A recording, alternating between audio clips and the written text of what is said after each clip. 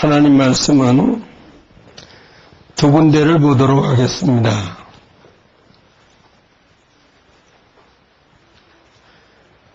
사도행전 24장 15절과 로마서 8장 11절을 이렇게 동시에 보도록 하겠습니다. 사도행전 24장 15절에 두 부류의 사람들이 부활할 것에 대한 말씀이 기록되어 있습니다.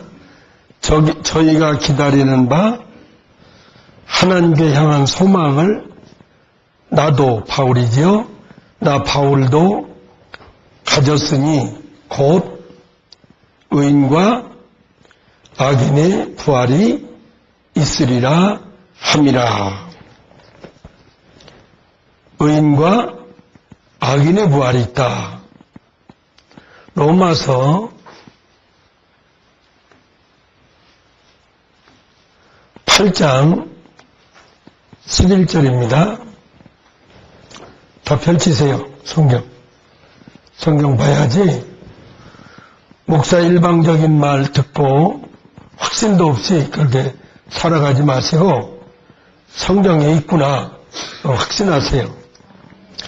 예수를 죽은 자 가운데서 살리신 이의 영이, 누구의 영이에요? 그러니까 하나님의 영이, 성령이죠. 결국은 예수를 죽은 자 가운데서 부활시키신 그분의 영이, 하나님의 영이 너희 안에 거하시면, 성령이 우리 안에 거하시면, 그 다음에 그리도 예수를 죽은 자 가운데서 살리신 이가 누구죠?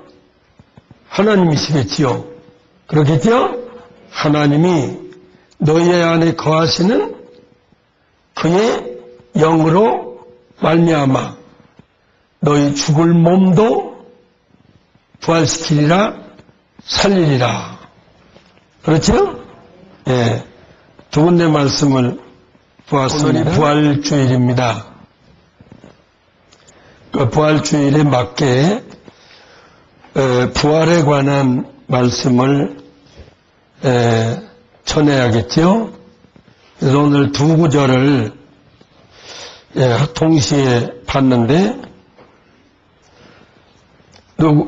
사도행전 24장 15절에 의인의 부활이 있다, 악인의 부활이 있다 이렇게 말합니다. 그러니까 부활을 함에도 의인이 부활하는 경우가 있고 악인이 부활하는 경우가 있다. 그런 내용이겠죠? 예. 여러분, 제가 성경을 찾아보라는 것은 여러분 성경에 제한된 설교를 들으면 안 돼요. 설교는 여러분의 비율을 맞추거나 여러분의 기분을 북돋거나 그게 설교가 돼서는 안 돼요. 설교는 오로지 하나님의 말씀을 이해하기 쉽도록 풀어서 일러주는 것이 설교의 본연의 목적이에요. 성경에 제한된 설교도 있느냐? 너무너무 많지요. 아주 쉽게 말하면 성경 한 구절 읽어놓고 그 성경 구절은 전혀 해석 안 하고 그냥 나름대로 이렇게 선심성으로 좋은 말만 해주는 설교도 얼마든지 들을 수 있거든요. 그런 설교는 흥사단 정도만 가도 그보다 더 고가하고 가치 있는 강의를 얼마든지 들을 수 있다예요. 그러니까 성경에 제한된 설교는 듣지 않고 다니는 것이 좋겠다. 의인의 부활이 있다 그랬어요. 의인의 부활과 두 가지로 나눴네요. 악인의 부활 그랬어요. 그러니까 이게 뭔지를 알아야지요. 일단은 이 말이 무슨 말이냐. 의인은 두 가지 의가 있다.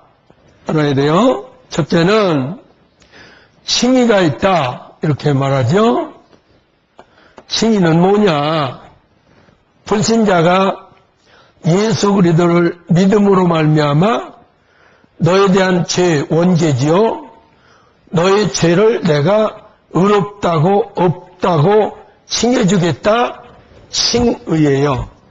그래서 이건 믿음으로 되는 거예요. 아멘? 예, 믿음으로 의롭다함을 얻는다. 그래서 여러 성경이 있습니다마는 로마서 5장 1절을 보면 믿음으로 말미암아 의롭다함을 얻는다. 이렇게 되어 있어요. 그렇죠? 그러면 칭의를 얻으면 무슨 죄에 대한 의롭다함이냐 할 때에 원죄에 대한 의롭다함이에요. 원죄는 뭐죠?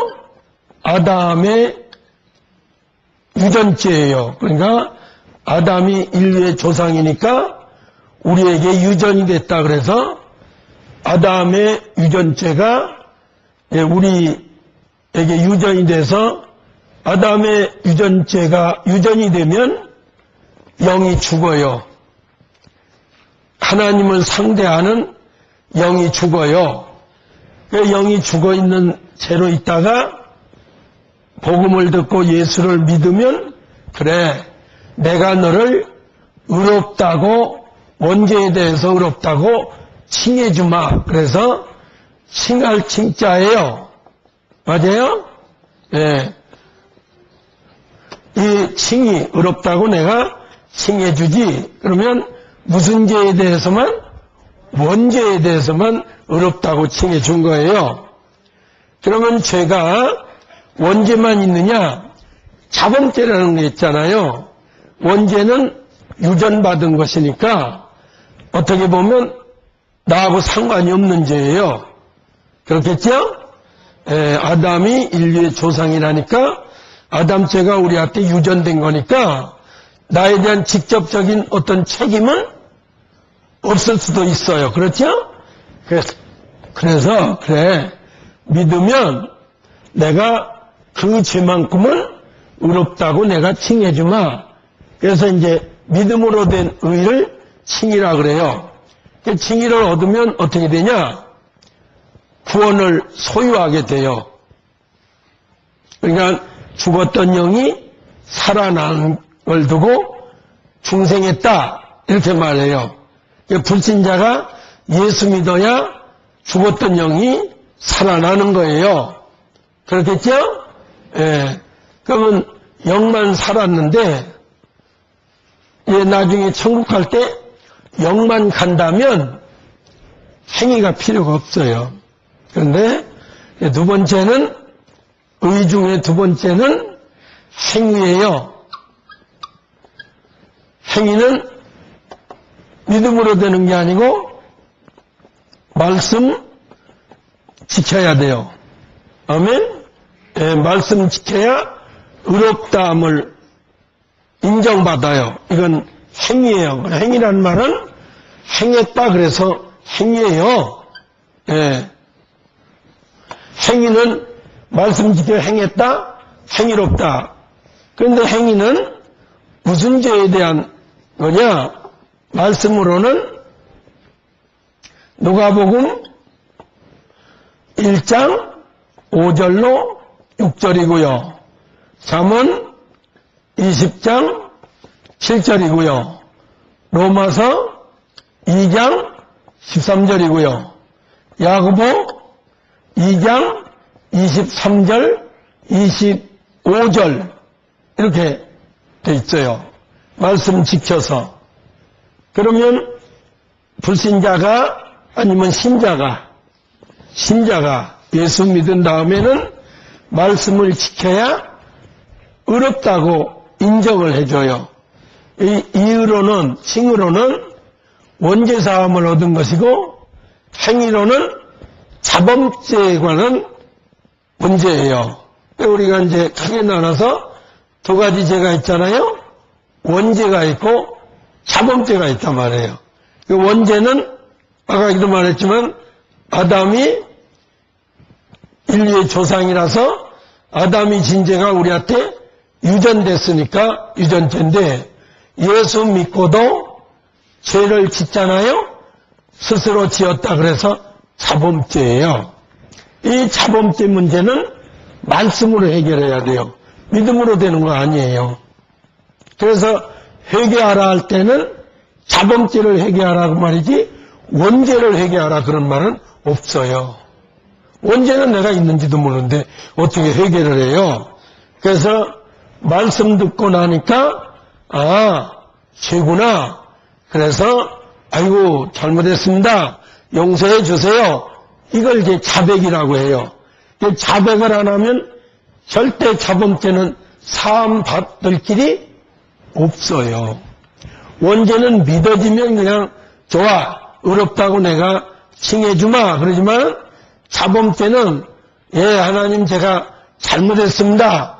자백이라는 걸 행위를 하지 않으면 절대 사함 받을 길이 없어요. 그래서 말씀 지키는 적극적인 의인이 있고, 그렇죠? 하나는 소극적인 의인이 있어요.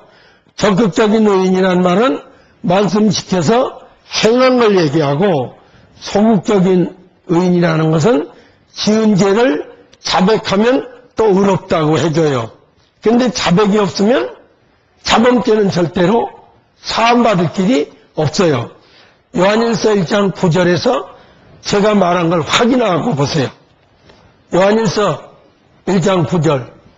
이렇게 말씀을 정확하게 가르쳐줘야 돼요. 찾았으면 시작. 자백하면 저는 미쁘시고 의로우사 우리 죄를 사하시며 모든 불의에서 우리를 깨끗하게 자백하면이 들어가죠? 무슨 죄에 대한 자백? 자범죄에 대한 자백이 꼭 필요해요. 그래서 의인의 부활과 악인의 부활이란 말은 예수 믿고도 악인 될 수 있어요. 그래서 의인은 누구냐? 승인을 가리키는 게 아니고 말씀 지켜 행해서 행인을 가리켜요. 그래서 말씀 지켜 행한 자가 부활해요. 그러니까 여러분, 예수 믿고 부활한다. 성경 같지만은 미안하지만 아니에요. 찾아오세요. 예수 믿고 부활한다. 찾아오시면 제가 현상금 드릴게요. 없어요. 그런 말은. 예수 믿고 어떤 조건이 있어서 부활한다는 거예요. 그래서 의인은 조금 전에 말한 것처럼 말씀 지킨 자가 의인이에요. 악인은 누구냐 그러면 불신자냐? 그러면 뭐 문제가 없지요. 우리하고 해당이 없으니까. 아니에요.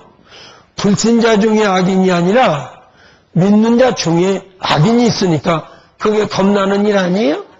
악인은 누구냐? 그러면 에레미야 2장 19절에 보면 악인을 뭐라고 그러냐면 여호와를 경외하지 않는 자가 악인이랬어요. 그러니까 믿기는 믿어도 여호와를 경외하지 않으니까 악인 될 수 있어요? 없어요? 자, 다시 믿는 자 중에 신자 중에 여호와를 경외하지 않으면 악인이다 이렇게 돼 있어요. 그러니까 도끼 들고 살인하는 도덕적인 악인을 가리키는 게 아니고 성경적 악인이란 말은 여호와를 두려워하지 않는 자가 악인이에요. 그래서 이 악인에서 면하려면, 기독교인 중에 악인의 상태에서 면하려면 어떻게 해야 되냐? 여호와를 경외하면 돼요. 이것이 잠언 16장 6절을 얼른 찾아서 보세요. 알아야 돼요, 여러분. 뭐 그냥 막연하게 악인이다 그러면 어머 도끼 들고 살인하는 도덕적인 악인이겠지. 아니에요. 그러면 염려할 게 없다니까.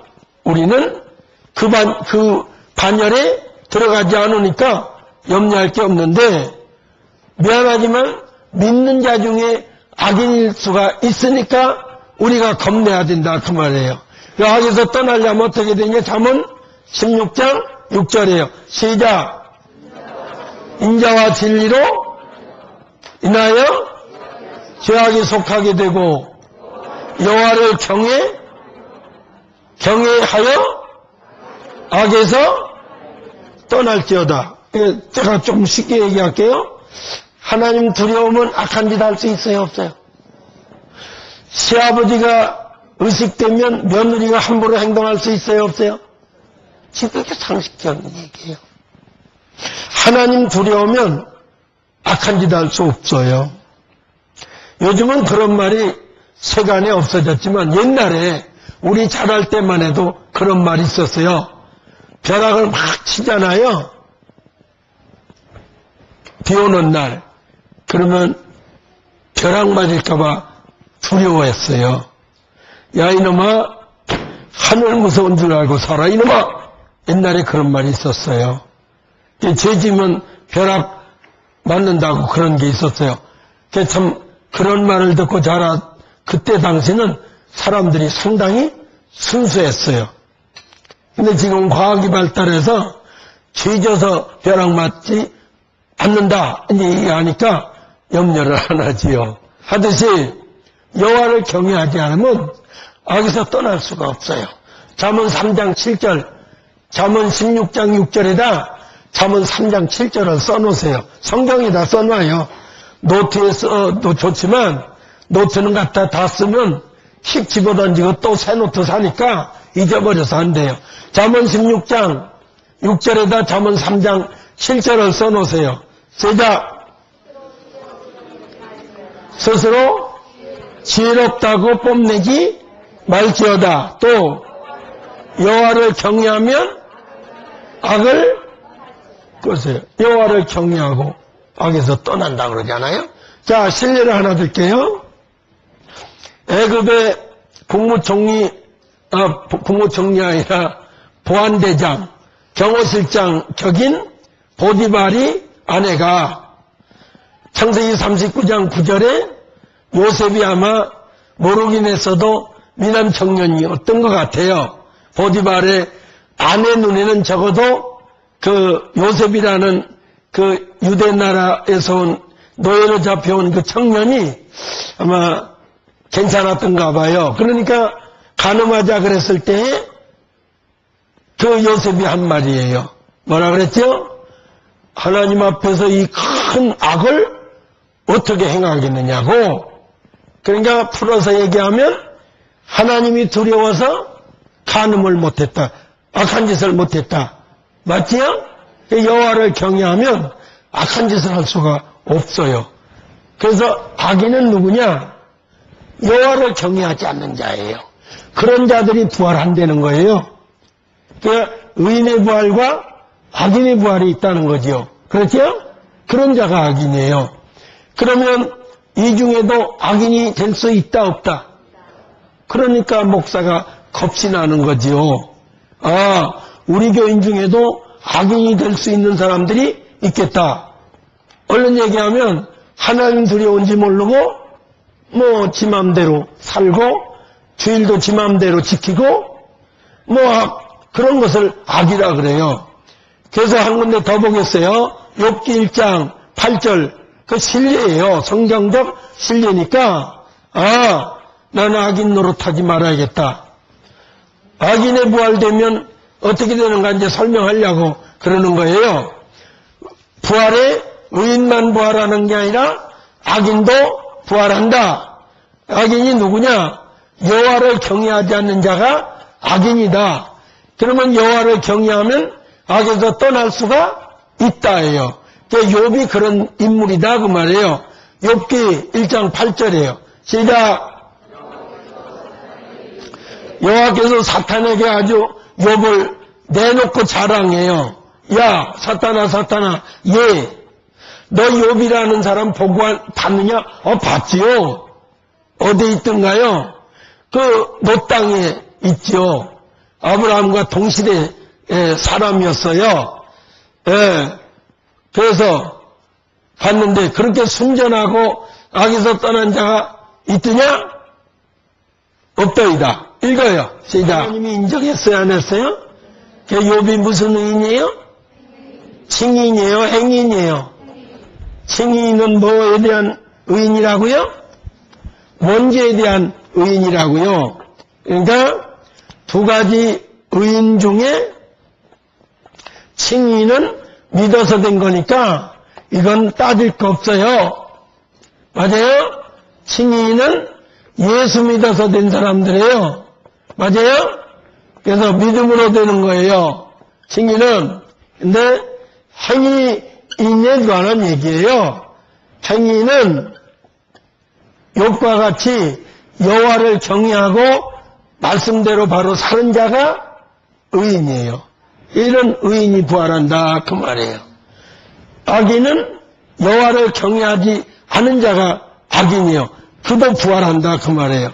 이런 두 가지 부류의 부활이 있는데 사도행전 아까 24장 15절에 의인의 부활이 있고 악인의 부활이 있다. 그러면 여러분 의인의 부활 쪽으로 가야겠어요? 악인의 부활 쪽으로 가야겠어요? 그렇지요. 2장 3절에 또 한번 봐봐요. 2장 3절 욥기 2장 3절 1장 8절에다 2장 3절을 써놔요. 그럼 여러분 이 다음에 성경에 있다가 왜 2장 3절이 또 여기 쓰여 있지? 짝인가 보다. 관계가 있나 보다. 가서 읽어보자. 똑같은 말씀이 또 있어요. 시작.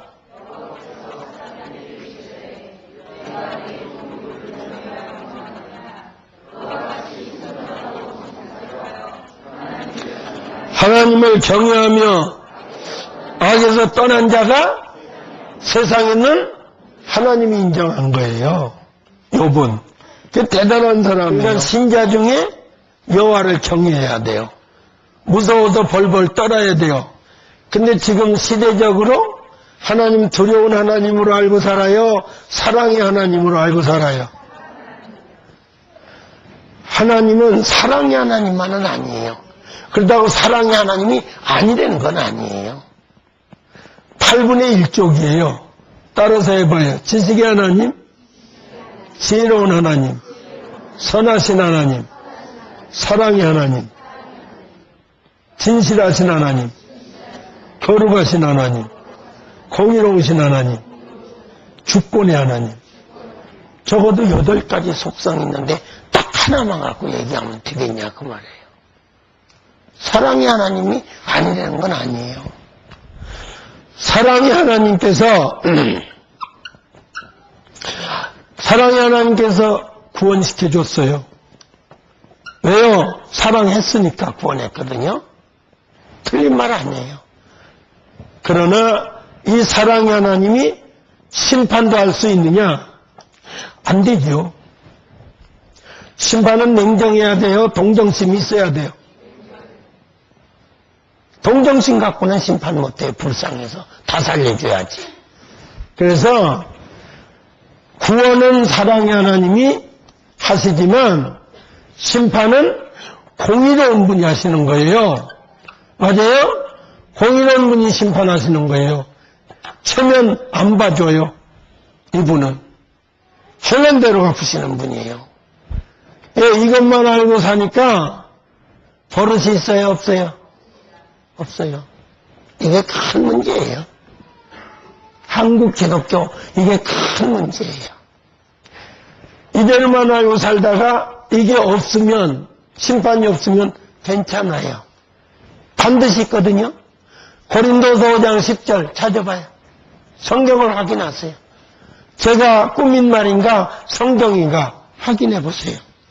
어떤 분들은 이렇게 확인해 주면 굉장히 좋다고 하는 분들이 있어요. 아, 좀 속이 다 시원하네. 찾아서 읽어보니까. 근데 어떤 분들은 반대로 그냥 말씀하시지 자꾸만 귀찮게 성경을 찾으라 그래? 어디 있는지도 모르는데. 이런 분이 있어요. 누구 잘못이에요? 어떤 분은 여기 교회 왔다가 집에 가서 성경 많이 찾는 연습 한 다음에 온대요. 부끄럽고 창피하대요. 모르는 건 창피한 게 아니에요. 안 배우려고 하는 게 나쁜 거지. 맞아요? 그래서 배우려고 하는 거 아니에요, 우리 모두가? 그동안은 내가 안 배워서 욥기가 어디에 있는지, 로마서가 어디에 있는지 두리번두리번하고 뒤적뒤적 하다가도 자꾸만 배우면 되죠. 찾았어요? 고린도후서 5장 10절이에요. 시작.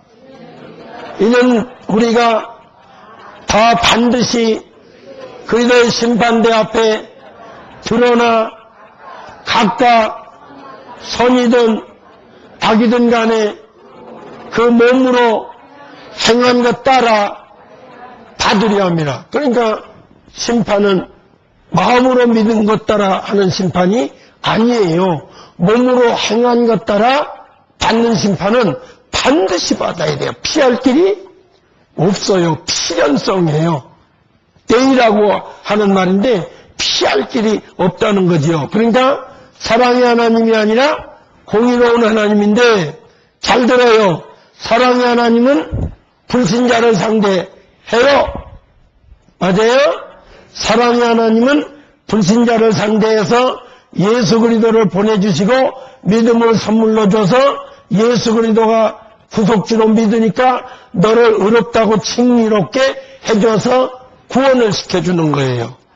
근데 신자가 되면 사랑의 하나님이 상대하는 게 아니라 공의로운 하나님이 상대를 해요.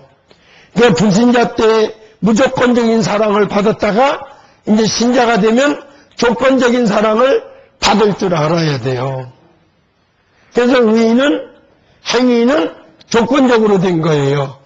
그냥 욥처럼 악에서 떠나려면 여호와를 두려워해야 악에서 떠날 수 있다.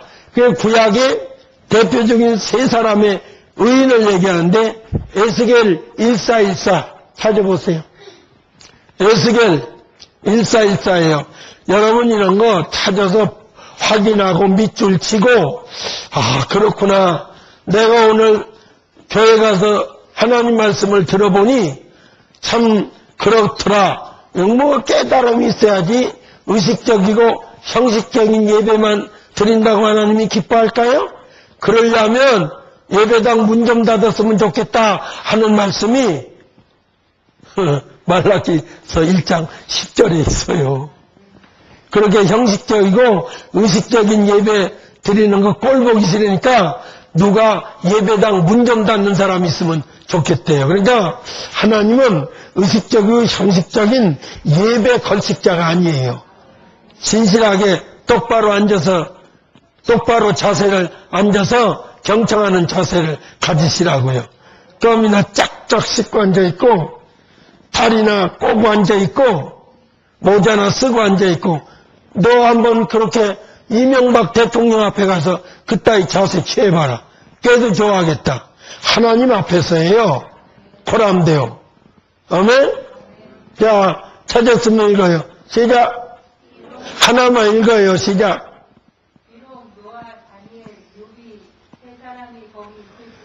왜? 예. 구약의 행인 중에 노아, 다니엘, 욥 세 사람을 치잖아요. 물론 여러 사람이 있어요.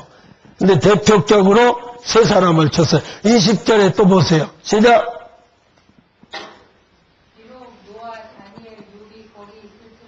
예. 예. 자기가 자녀를 구원 못 시키고요. 또 자기 행위로 자기 생명만 건지더라. 그 말이에요. 그래서 의인과 악인의 부활이 있다. 의인의 부활은 좋은 부활이지만 악인의 부활은 계시록 20장 11절로 15절에 둘째 사망의 해를 당해야 할 그런 악인의 부활이에요. 그러니까 여러분이 악인 부활 되면 되겠냐 그 말이에요. 로마서 8장 11절을 다 찾으세요. 예. 그리고 윤지사님이 읽으세요. 시작. 예, 하나님의 성령이 너희 안에서 거하신다. 성령이 우리 속에 와서 거하신다. 산다 그 말이에요. 그런다면 뭐예요? 가만히 있어봐요. 그걸 이제 해결해야지. 성령이 우리 안에서 거하는 상태는 뭐를 두고 얘기할까요? 성령이 우리 몸속에 와서 그냥 새빵 얻어갖고 혼자서 산다는 의미일까요? 함께 동행한다고 하는 의미일까요? 그렇죠. 성령에 순종하는 자만 함께 하니까. 맞아요? 그러니까 여기서 이제 우리가 두 가지로 알아야 돼요. 성령의 내주 역사가 있고, 이걸 메타라고 합니다. 이 메타라고 하는 말은 함께라고 하는 말인데, 이거는 우리말이지 영원한 동행이에요. 요한복음 14장에 16절인가 기록되어 있는데요. 영원히 떠나지 않아요. 이 성령은 중생한 자에게 있는 영이에요. 내주 역사예요. 이걸 알고 나면 성령 떠났다 그런 소리는 하지 말아야 돼요. 근데 이런 걸 구체적으로 모르니까 좀 요즘 마음이 좀 그렇고, 예를 들어서 그러면 성령 떠난 줄 알고 성령 받으러 가자 그래서 뭐 어디로 가요. 기도원으로 가서 뭐 난리를 쳐요. 그런 게 아니에요. 내주 역사가 있고 사역적 성령이 있어요. 그러니까 이 말은 지금 여기 있는 대로 성령이 나와 함께 하시는 거예요. 불신자에게 믿어서 중생한 영이 있으면 성령 떠나지 않아요. 그런데 사역적 성령은 어떤 경우냐 그러면 갈라디아서 5장 16절로 이해를 하시면 빨라요. 성령의 소욕을 쫓아 행하라. 성령의 소욕을 쫓아 행하라. 성령이 하자는 대로 해라 그 말이에요.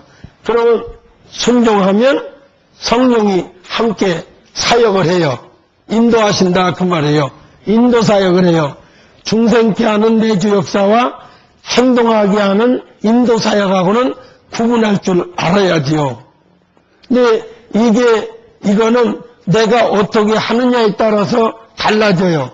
그러니까 내가 성령의 소욕을 쫓아 행하면 성령 충만하다 그러는데, 성령 충만도 물질 개념으로 이해하니까 문제예요. 성령이 충만하면 우리나라 기독교인들 가만히 그 양태를 보면 반미치가 돼서 풀풀 날뛰고 기도를 2시간씩 하고 예배당 가서 맨날 살고 그러면 성령 충만하다 이렇게 해요. 아니에요. 성령 충만이라는 충만은 피니마티코이스라고 하는 단어를 쓰는데 성령에 전적으로 순종하는 상태를 성령 충만이라 그래요. 물질 개념이 아니에요. 무식해서 그런 거예요. 그래서 예수 잘 믿는 사람들이 가정생활 잘해요 못해요? 잘해요 못해요?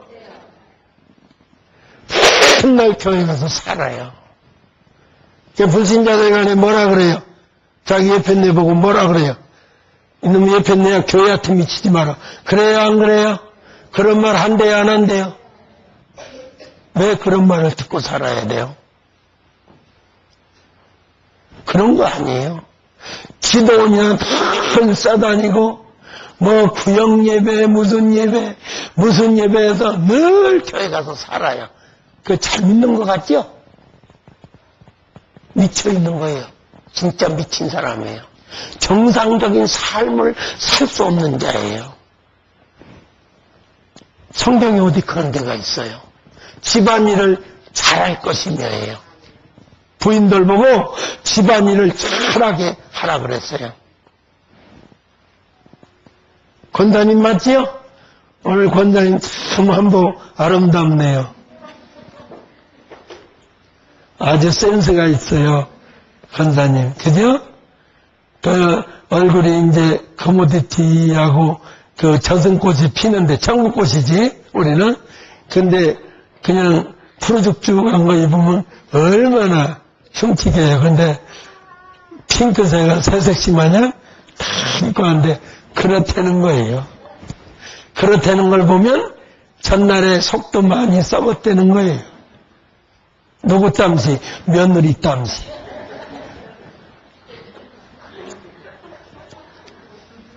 이현숙 집사 땀시? 맞아.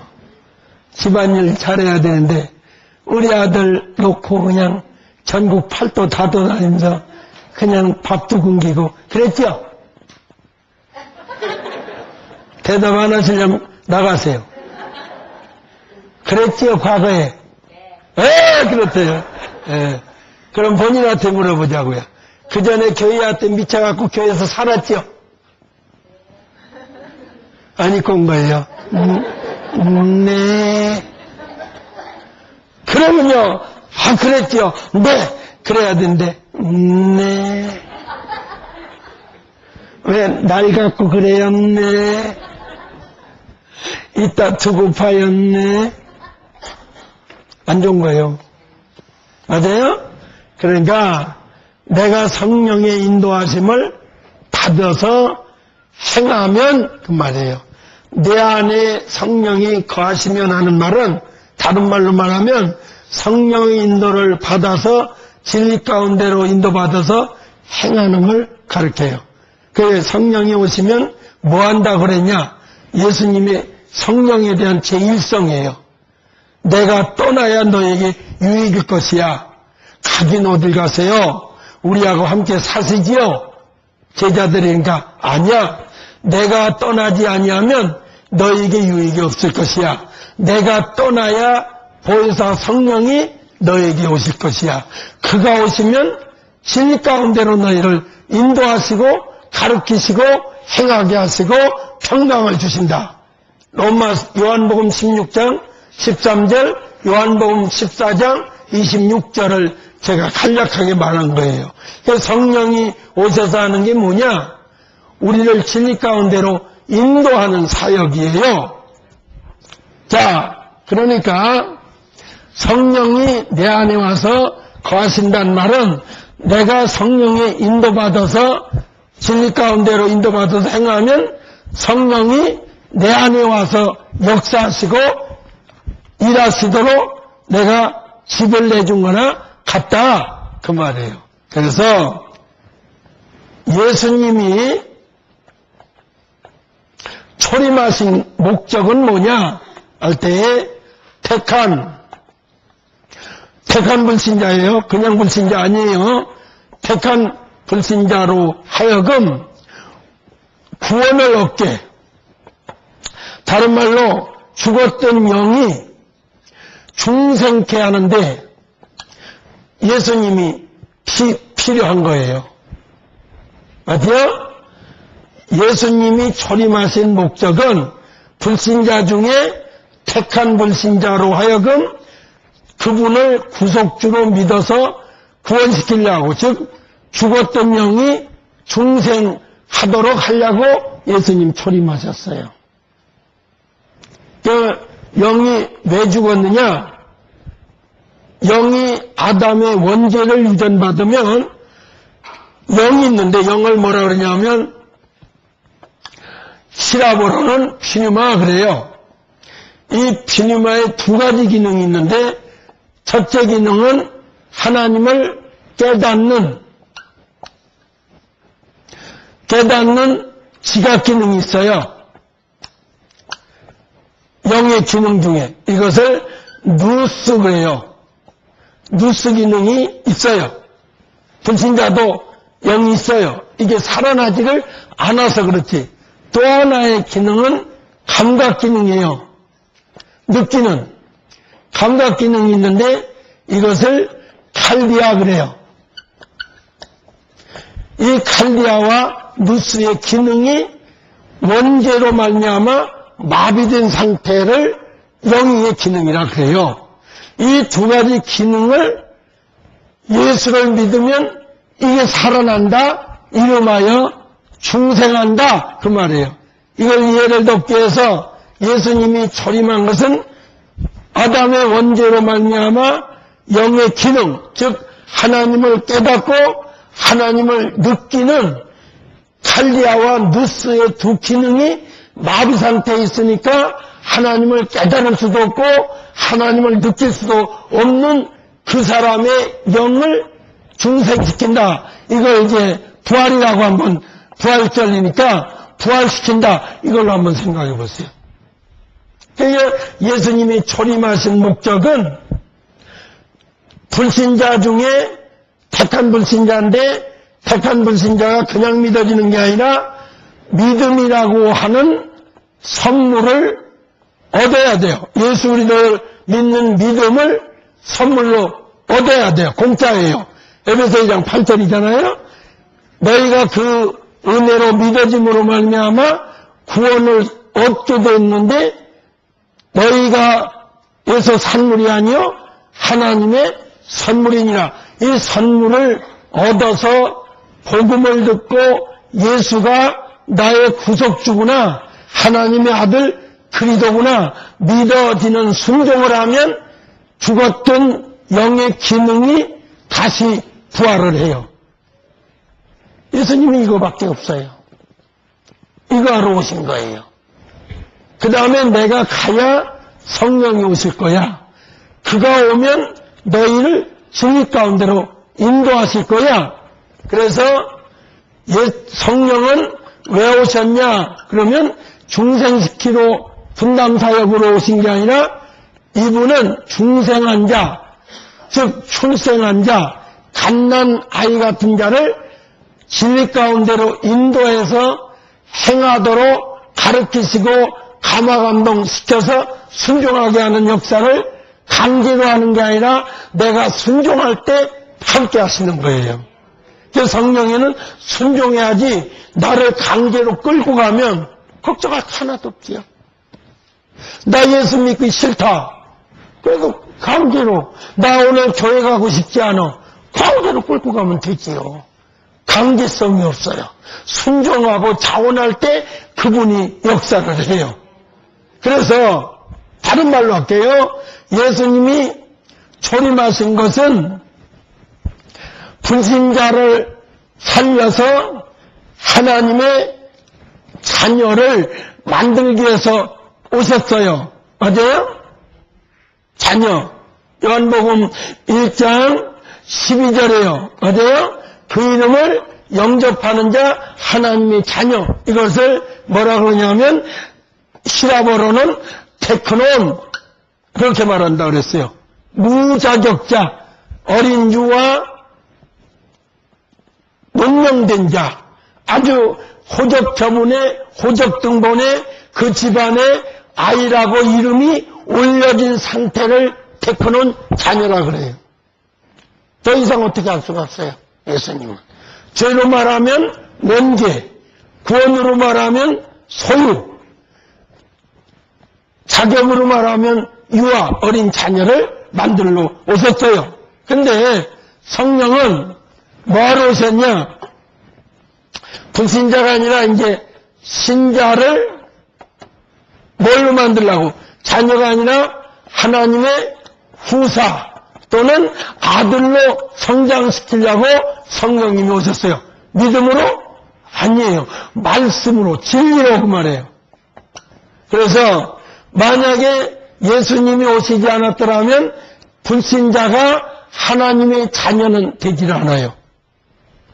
성령님이 오시지 않았으면 하나님의 아들이나 후사는 될 수가 없어요.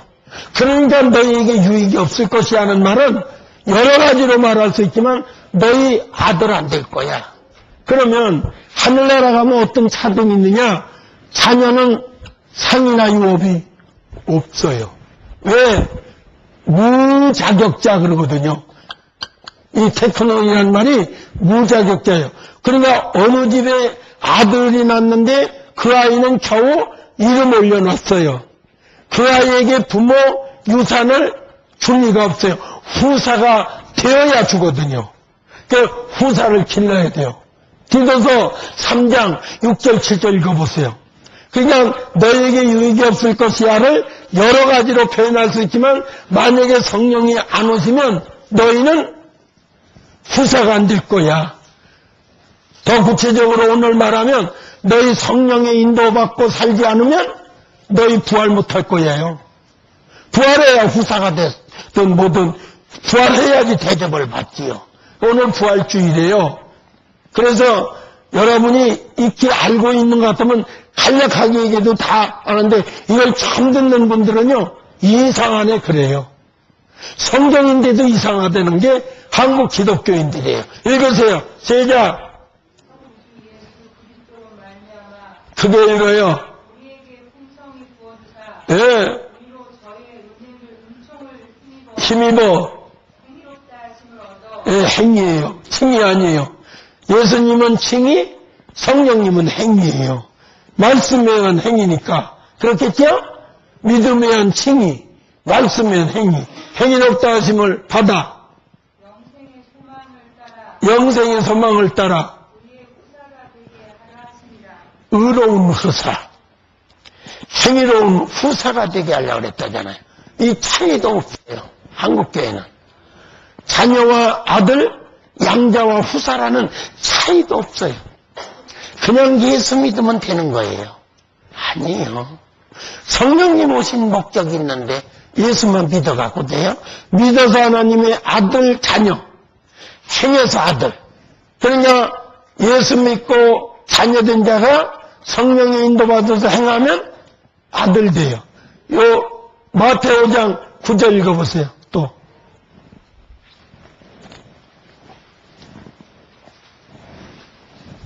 마태 5장 9절 시작.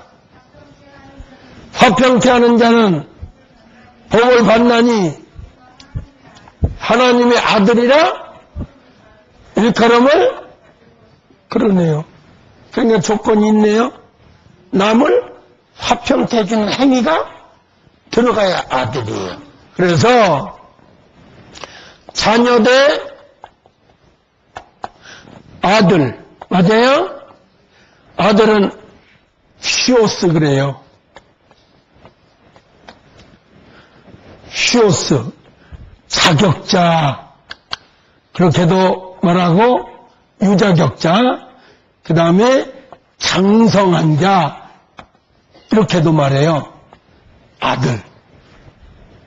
다른 말로 같은 얘기인데 히브리인의 그 후사 삼는 관습에서 말하는 게 있어요. 로마서 8장 15절과 17절에 이렇게 말했어요. 양자 삼은 거예요. 하나님이.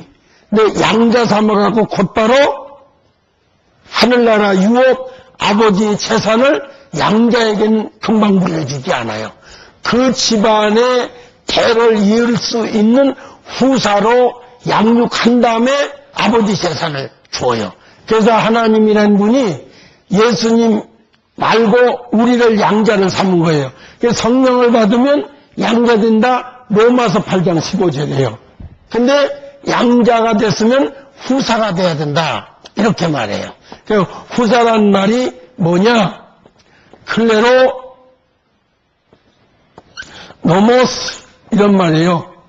클레로노모스. 클레로스와 제비 뽑다.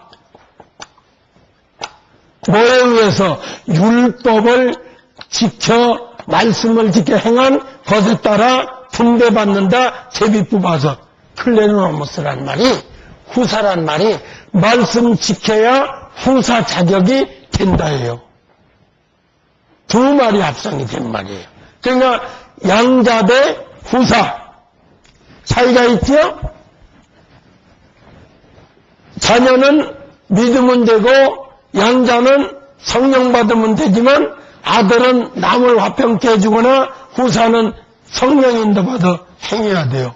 그러면 아들이나 후사가 부활했을 때 덕을 보지 자녀나 양자는 별 볼 일 없어요. 로마서 다시 가요. 8장 11절 그래서 계속해서 읽어요. 거하시면 예. 말미암아 몸도 자 부활은 무조건이에요, 조건이 있어요. 근데 왜 예수 믿고 부활한다 그래요? 성경도 아닌데? 이런 말 하면 큰일 난 줄 알아요. 제가 무슨 이단이나 되는 것처럼 그런 식으로 얘기해요. 성경이에요, 여러분. 그래서 예수 믿고 영이 중생하는 것은 조건이 없어요. 예수 믿고 불신자가 죽었던 영이 사는 데는 은혜예요. 그런데 부활하는 데는 조건이 있어요. 제가 오늘 여러분에게 깨우치고자 하는 면이 있다면 뭐냐? 예수 믿고 부활한다. 그런 말에 속지 말아달라 그 말이에요. 우리에게 하나님께서 두 가지 언약을 적용시키는데 하나는 은혜 언약이에요. 적으세요. 필수 과목이에요. 선택 과목이 아니에요. 알아야 돼요. 이거를 디아라고 하는 말과 데케라는 말이 합성이 된 말이에요. 그래서 디아데케 일방적으로 베풀어줬다 은혜 언약이에요. 은혜 언약 하에 이루어질 수 있는 건 죽었던 영이 불신자가 구원을 얻는 것으로 끝나요. 그래서 불신자가 예수 믿고 구원 얻는 데는 조건이 따르질 않아요. 왜 그렇죠? 죽어 있었으니까 죽은 시체에게 어떤 행위를 요구할 수가 없는 거지요. 에베소 2장 1절에 너희 죄와 허물로 죽었더니 아니에요. 죽음, 우리 개념에 죽었단 말이 아니고 네크로스라고 하는 단어를 써요. 무슨 말이냐? 기능 마비됐다 이 말이에요. 그러니까 아까 얘기했잖아요. 두 가지 기능이 있는데 누스와 칼디아가 있다 그러지 않았어요? 그러니까 두 가지 영의 기능이 마비된 상태에 있던 너희를 살리셨도다예요. 죽어서 없어진 자를 살릴 수는 없어요. 마비된 상태에 있던 것을 살렸다. 에베소 2장 1절에. 그래서 여기는 죽어있는 자를 살리는데 하나님이 무슨 조건을 제시할 수가 없어요. 그래서 은혜예요. 그러니까 은혜 언약에 의해서 구원을 얻는 거예요. 그러니까 예수님도 그냥 조건적으로 보내준 게 아니에요. 공짜로 보내줬어요. 그래서 구원을 불신자가 얻는 데는 은혜 언약에 의해서 조건 없이 된 거예요. 그래서 구원은 은혜 그러는 거예요. 행위로 되는 게 아니에요. 예수 믿으면 그냥 구원을 얻어요. 그런데 또 언약이 하나가 있어요. 행위 언약이에요. 여러분 기독교인들이 적어도 이 정도는 알고 있어야 되지 않겠느냐 저는 그렇게 봐요. 이걸 순대케 그래요. 두 말이 합성되는데 순이라고 하는 이 말과 데케라는 말이 합성이 되는데 순이라는 말이 왜 무슨 뜻이냐? 너와 나와 함께라고 하는 뜻이에요. 쌍방 그 말이에요. 여기는 일방, 여기는 쌍방이에요. 불신자를 상대할 때는 그냥 일방적으로 해준 거예요. 신자가 될 때는 쌍방해야지 일방적이 될 수가 없어요. 요걸 깨달으면 왜 말씀을 지켜야 되는 것을 금방 알게 돼요. 그러면 아까도 했지만 죽었던 영이 중생하는 건, 다른 말로 하자 그랬죠? 죽었던 영이 부활하는 것은 누가 시켜요? 예수님이. 몸을 부활시키는 것은 누가 시켜요? 행위 언약에 의한 성령님이 담당해요. 은혜 언약은 예수님이 이루어주신 것이고 행위 언약은 성령님이 하시는 거예요. 부활 무조건 되는 거 아니에요. 원리를 아셨죠? 이게 이거예요. 무조건 죽었던 영을 살리는 데는 예수님이 하신 일이지만은 행위 언약에서 너 말씀 지켜 내가 살려줄게. 몸을. 그 성령이 너희 안에 거하시면 죽을 놈도 너희 살린다는 거예요. 성령이 내 안에 안 살면 안 지키겠다는 거예요. 누가복음 20장 결론을 내릴 때가 왔어요. 그러니까 예수 믿고 부활한다 그러지 마시라고요. 예수 믿고 중생한다, 성령님의 인도받아서 부활하기 합당하게 살면 부활한다, 좀 그러세요. 아멘. 누가복음 20장 35절 시작. 죽은 자 가운데서 부활함을 받기에 합당히 여김을 받은 자들은 장가가고 시집가는 일이 합당한 자. 거기다가 언더라인을 치세요. 뭐라고요? 부활하기에 합당하게 여김을 받은 자라 하잖아요. 부활하기에 합당치 못한 자도 있다 없다. 합당한 자들만 부활한다는 것은 합당치 못한 자도 있을 수 있다 없다. 이게 성경이에요, 여러분. 이런 말 나도 못 듣고 다녔어요. 저도 목사 되기 전에는 이런 말 전혀 몰랐어요. 누가복음 21장 34절 부활해서 인자 앞에 설 수 있는 자가 누군가 보자고요. 34절 21장. 너희는 스스로 조심하라. 그렇지 않으면 감상함과 술취함과 생활의 염려로 마음이 분하여지고 수학의 그날이 덕과 같이 너희에게 임하리라. 그러니까 어떡하자? 이 날은 온 지구상에 거하는 모든 사람에게 임하리라. 그러니 어떡하자? 그러므로 너희는 장차 올 이 모든 일을 능히 피하고 아니요, 그렇게 번역이 돼서 어려워요. 받아 적으세요. 이러므로 너희는 깨어있으라. 그리고 항상 기도하라. 그리하야만 이 모든 일들에서 피할 수 있어서 인자 앞에서 서기에 합당하게 여김을 받을 것이기 때문이니라. 다 부활한다. 합당한 자만 부활한다. 세상에 취하지 말란 말이에요. 그래서 부활은 조건적이다라는 것이 성경에 대략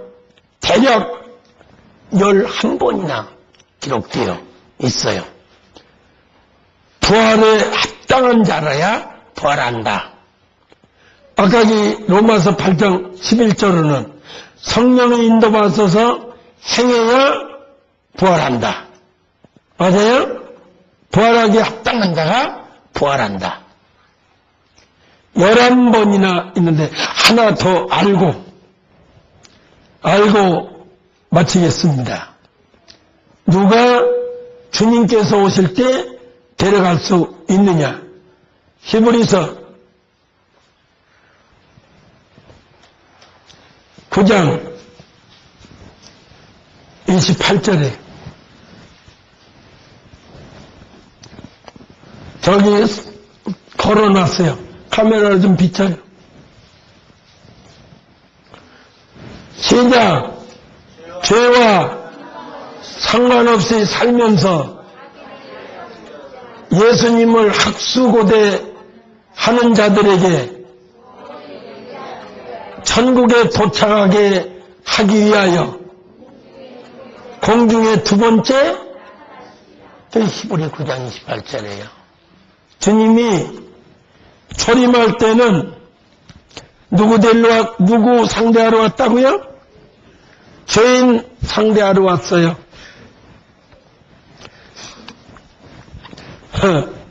근데 공중에 올 때도 죄인 데리러 올까요? 착각에 빠지지 마세요.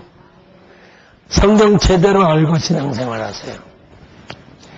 예수님의 초림 목적은 죄인의 죄를 대속하려고 왔어요. 어디서? 십자가 지러 왔어요. 이게 예수님의 초림 목적이에요. 죄인의 죄를 대속해 주려고 왔어요. 십자가에서. 그런데 그리스도의 왜 예수님과 그리스도로 나누냐? 예수님은 사람된 대속을 위해서 왔다 예수예요. 그리스도는 만왕의 왕으로 올 때 얘기해요. 그리스도의 초림이 아니라 공중 강림이에요. 공중 강림은 뭐하러 오냐? 또 죄인이 하러 십자가 지러 올까요? 저기대로 말하면 죄와 상관없이 살면서 의인이지요. 신랑 예수를 학수고대 기다리는 자들을 대속하러 와요? 부활 휴거시키러 와요. 이제는 죄인의 죄를 대속해 줬으면 의인으로 살아야 돼요. 맞아요? 6월절 어린 양 누룩 없는 떡을 먹으라는 건 일생 죄와 상관없이 살라는 얘기예요. 근데 예수 믿고 그냥 부활한다고요? 성경이 아니에요, 여러분. 알고 보면 성경 같지만 성경 아니에요. 그래서 예수님이 초림할 때는 죄인의 원죄를 대속시켜줘서 칭의롭다함을 얻게 하려고 하는데 그리스도께서 강림하실 때는 성령님에 의해서 말씀대로 살은 의인을 신부로 데려가려고 공중까지만 오세요. 근데 한심하게도 여기 비치고 있죠? 한심하게도 공중 강림과 지상 재림이 전혀 구분되어 있지가 않아요. 이게 이제 문제예요. 그래서 툭하면 지상 재림이라고 말해요. 공중 강림 이후에 지상 재림이에요. 이때는 신부 데리러 와요. 맞아요? 마태복음 25장이 그 얘기하는 거예요. 미련한 5처녀, 지혜로운 5처녀. 맞아요? 신부 단장한 자만 들어가요. 그런데 부활절날 새벽에 하얀 옷 입고 나와요. 예배당에. 흰 옷이라니까 뭐 색깔만 희면 되는 줄 알아요. 과거에 그랬어요? 안 그랬어요? 우리 교회는 그런 짓 안 시켜요. 그건 색깔의 흰 옷이 아니에요. 성도들의 옳은 행실이에요. 그런데 새벽에 소복 입고 나오면 기절할까요? 안 할까요? 껌껌한 새벽에 부활절 새벽에 흰옷 입고 골목에서 갑자기 여인이 머리 풀어 헤치고 흰옷 입고 나오면 기절할까요? 안 할까요? 인천에서 강도 하나 잡았대요. 그래서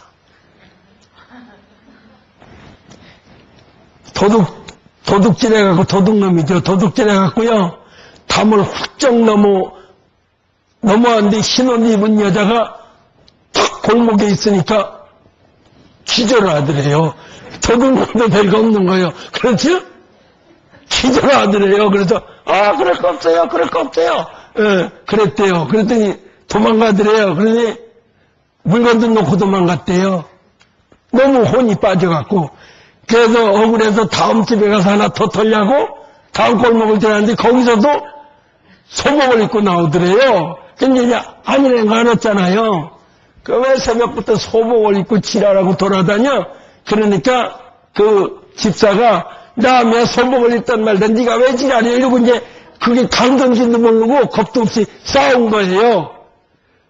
근데 벌써 저쪽에서 신고받으러 와서 경찰이 깔렸는데 어디서 싸우는 소리가 나니까 가서 보니까 강도하고 소복 입은 여집사하고 싸우더래. 걔 딱 잡았대. 그러니까 소복 입으면 도둑놈 잡는 거기에는 유익이 하나도 없다요. 맞아요?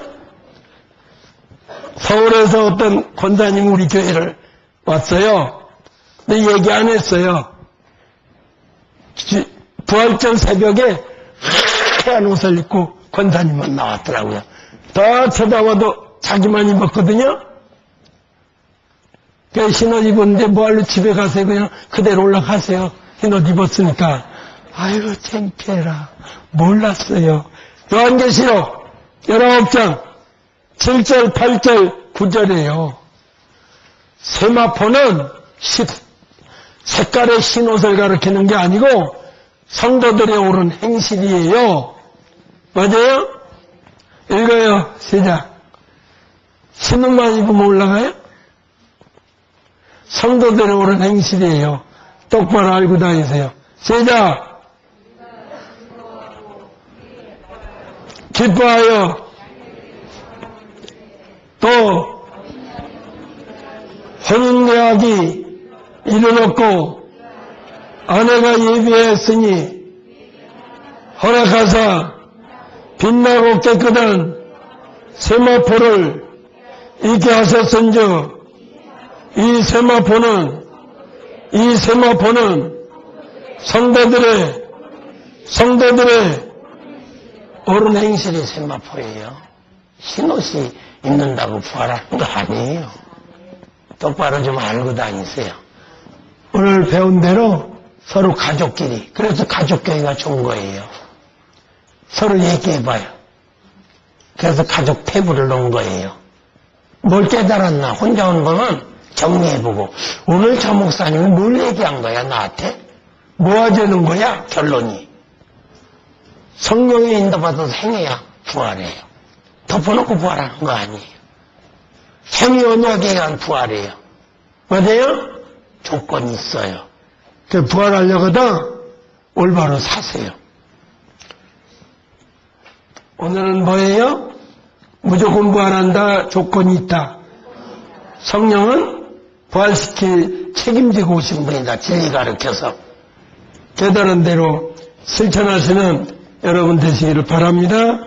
기도하겠습니다. 하나님 아버지 감사합니다.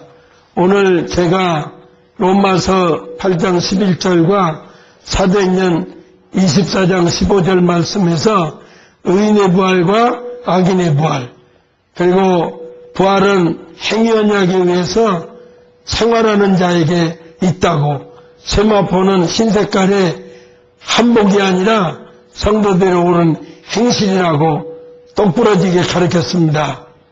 육에 속한 신자 되지 않게 하시고 영에 속한 신자가 되어서 영만 부활했다고 다 되는 게 아니라 몸부활도 있어야 되니까 몸부활해서 하늘나라 가서 영원한 영광을 누리겠다고 살아가는 자들 되도록 은총 베풀어 주시옵소서. 감사를 드리옵고 지금은 우리 주 예수 그리스도의 구속의 은혜와 우리 아버지 하나님의 극진하신 사랑하심과 성령님의 감화감동 교제 역사하심이 오늘 말씀 듣고 부활하기 위해서 부활신앙으로 살겠다고 결심하는 모든 성도들 머리 위에 또한 이 설교 테이프를 보고 듣는 모든 분들 머리 위에 지금으로부터 영원까지 함께 있을지어다. 아멘.